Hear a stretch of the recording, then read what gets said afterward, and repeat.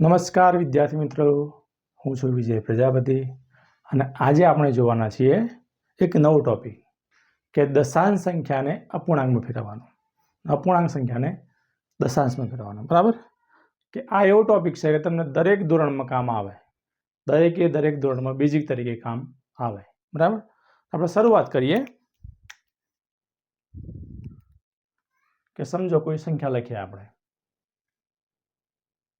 કે 4.3. આ મેં સંખ્યા લખી 4.3. 4 અને પોઈન્ટ કહેવાય આ 3, 4.3. બરાબર? આને આપણે અપૂર્ણાંકમાં ફેરવવાના. અપૂર્ણાંક એટલે અંશ અને છેદમાં ફેરવવાના. બરાબર? આ એક દશાંશ સંખ્યા. કેવી સંખ્યા? તો કે આ એક દશાંશ સંખ્યા. દશાંશ સંખ્યાને આપણે અપૂર્ણાંકમાં ફેરવવાના. તો કઈ રીતે ફરે? તો જુઓ મિત્રો, હવે આપણે સંખ્યા જોઈએ તો 4.3 એટલે પોઈન્ટ પછી એક સંખ્યા છે ને, તો પહેલા આપણે પોઈન્ટ દૂર કરવું પડે. એટલે આ સંખ્યાને આપણે પોઈન્ટ દૂર કરીએ તો કંઈક આ રીતે લખાય. 43 લખાય કે ના લખાય? જુઓ, 4.3 હતા, એમાંથી આપણે પોઈન્ટ દૂર કર્યો તો કેટલા લખાયા હતા કે 43. છેદમાં, હવે છેદમાં કેટલા લખાય આ ખાસ ધ્યાન રાખજો. બરાબર? તો જુઓ, તો પોઈન્ટ પછી આપણે એક જ સંખ્યા. કઈ સંખ્યા?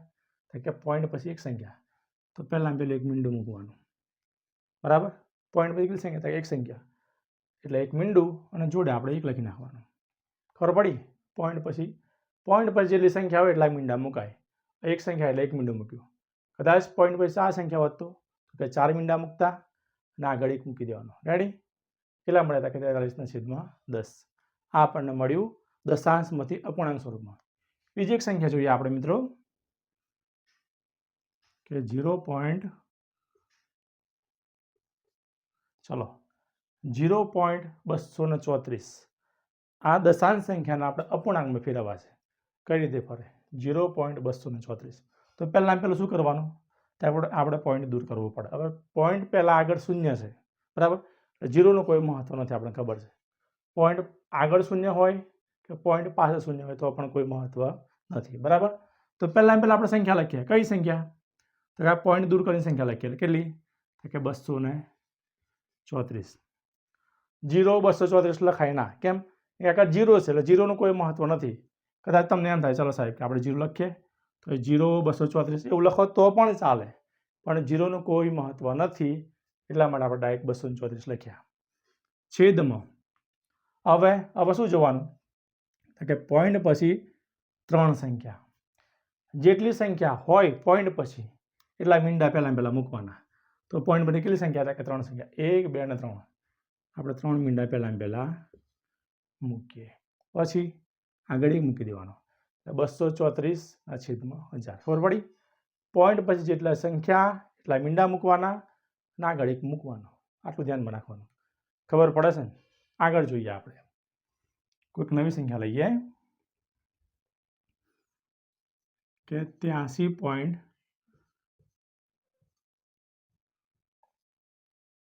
ચાલો આ એક સંખ્યા લીધી. બરાબર?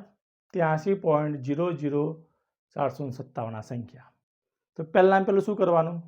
તો પહેલાં આપણે એ કામ કરવાનું કે આ પોઈન્ટ દૂર કરવાનો, આખી સંખ્યા લખવાની. પોઈન્ટ દૂર કરવાનું, આખી સંખ્યા લખવાની. તો આપણે લખી નાખીએ કે 83.00457. શું કર્યું આપણે? જુઓ, કારણ કે પોઈન્ટ દૂર કર્યો, આખી સંખ્યા લખી નાખી. હવે જોજો, હવે ખાસ ધ્યાન રાખજો કે પોઈન્ટ પછી કેટલી સંખ્યા છે. પોઈન્ટના આગળ નહીં જોવાનું, પોઈન્ટ પછી જ જોવાનું. પોઈન્ટ આગળ ના જોતા, લોચા માર ખોલ્યા. તો પોઈન્ટ પછી કેટલી સંખ્યા? તો કે 1, 2, 3, 4 ને 5. કેટલી સંખ્યા? તો કે પોઈન્ટ પછી 5 સંખ્યા. એટલે પહેલાં આપણે 5 મીંડા મૂકવાના. 1, 2, 3, 4 અને 5. ખબર પડે છે? કદાચ તમને પ્રશ્ન થાય કે સાહેબ પોઈન્ટ પછી તો 2 મીંડા છે. આગળ તમે કીધું કે આગળ સાહેબ મીંડું હોય તો કોઈ એનું મહત્વ નથી, પણ આગળ જોવો લ્યા, પોઈન્ટના આગળ કોઈક સંખ્યા છે પછી મીંડું એટલે આખી એક સંખ્યા બને છે. બરાબર? એટલે મીંડાને કાઢી ના મૂકતા. ખબર પડી? પોઈન્ટ પછી કેટલી સંખ્યા? તો કે 1, 2, 3, 4 ને 5. આપણે 5 મીંડા મૂક્યા અને આગળ એક મૂકી દેવાનો. ખબર પડે છે? ખબર પડે છે ને? તો આ રીતે દશાંશ સંખ્યાને આપણે અપૂર્ણાંક સ્વરૂપે ફેરવ્યા. બરાબર? એક તમે જાતે કરજો ને મને કોમેન્ટ કરજો, બરાબર, કે તમારે કેટલો જવાબ મળશે મને કહેજો.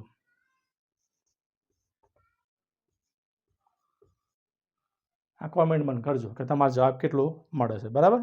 તો હવે આગળ જોઈએ મિત્રો આપણે. જુઓ, આ જોયું આપણે દશાંશ સંખ્યા પરથી અપૂર્ણાંકમાં ફેરવવાનું. હવે અપૂર્ણાંકમાંથી આપણે દશાંશ સંખ્યામાં ફેરવવાનું જોઈએ. શેમાં ફેરવવાનું? અપૂર્ણાંકમાંથી દશાંશ સંખ્યામાં. તો લખીએ આપણે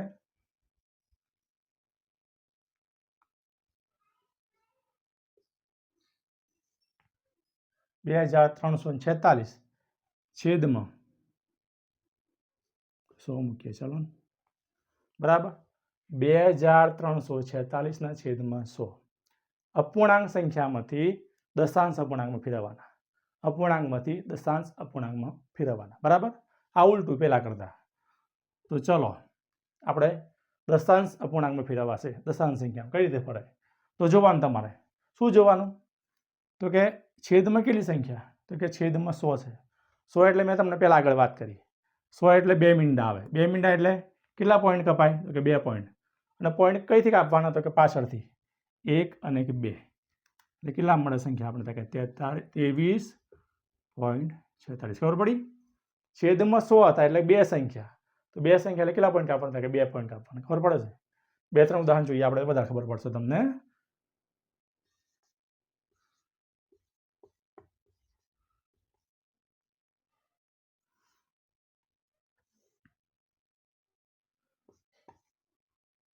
ચલો, આ સંખ્યા અને છેદમાં 10 છે. 10 એટલે જો અહીં 100 હતા, આપણે 2 પોઈન્ટ કાપ્યા. પણ અહીં 10 છે તો 10 વયથી કેટલી પોઈન્ટ કાપવાના? તો કે 10 વય એટલે એકની પાછળ એક મીંડું. મીંડું છે ને, એક જ મીંડું ને, એક મીંડું એટલે એક જ પોઈન્ટ કાપવાનું. અને કઈથી કાપવાનું? આગળથી ને પાછળથી કાપવાનું. પાછળથી, બરાબર. એટલે કેટલો? તો કે 48,074.3. ખાલી એક પોઈન્ટ કાપ્યો. ખબર પડી? આ જ પ્રમાણે જુઓ આ મિત્રો જે આ છે ને અપૂર્ણાંક બધી એમાં ફેરવવાના, અપૂર્ણાંક બધી દશાંશ અપૂર્ણાંકમાં ફેરવવાના. આ બધી જે છે તમારે એ ધોરણ 5 થી લઈને 8મા સુધી આવે. આગળ પણ આવે પણ એ ડાયરેક્ટ દાખલામાં એનો ઉપયોગ થયો હોય, બરાબર. તો ખાસ ધ્યાન રાખજો. આવડતું હોય તો કોઈ ચિંતા નથી, પણ ના આવડતું હોય તો ખાસ ધ્યાન રાખજો, બરાબર. ચાલો આગળની સંખ્યા જોઈએ આપણે.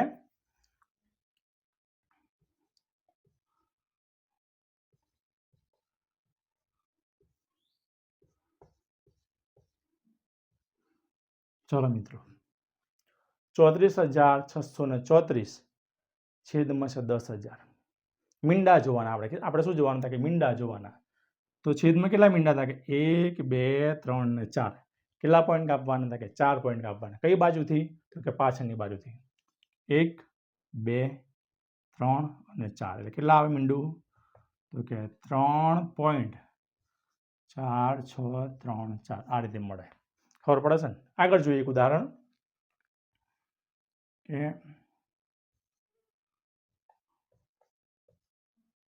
ચલો એક બીજું મસ્ત જોઈએ આપણે, સમજો.